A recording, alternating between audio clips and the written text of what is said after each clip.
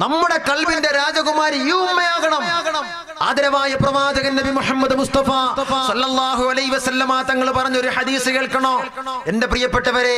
ഉമ്മാനെ തൃപ്തിപ്പെടുത്തണ്ടേ, നമുക്ക് ഉമ്മാനെ തൃപ്തിപ്പെടുത്തണ്ടേ, ഉമ്മാനെ പൊരുത്തപ്പെടിക്കണ്ടേ?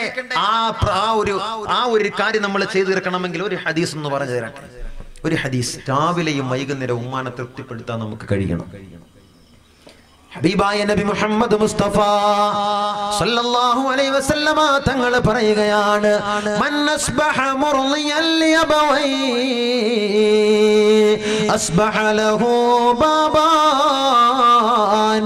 മഫ്തൂഹാനി ലൽ ജന്ന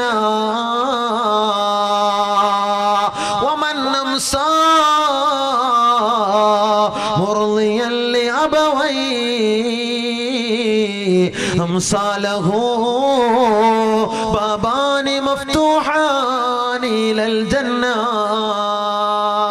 ഹബീബായ നബി മുഹമ്മദ് മുസ്തഫ സല്ലല്ലാഹു അലൈഹി വസല്ലമ തങ്ങൾ പറയുകയാണ്, മൻ അസ്ബഹ മുർളിയൻ ലിയബവൈ, ആരൊരാൾ പ്രഭാതത്തിൽ തന്റെ പ്രിയപ്പെട്ട മാതാപിതാക്കളെ തൃപ്തിപ്പെടുത്തുന്നുവോ, അസ്ബഹ ലഹു ബാബാനി മഫ്തൂഹാനി ഇലൽ ജന്ന.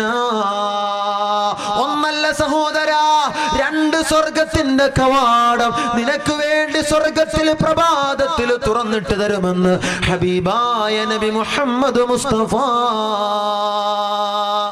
അസ്ബഹ ലഹു ബാബാനി മഫ്തൂഹാനി ഇലൽ ജന്ന. സ്വർഗത്തിലേക്ക് രണ്ട് കവാടം.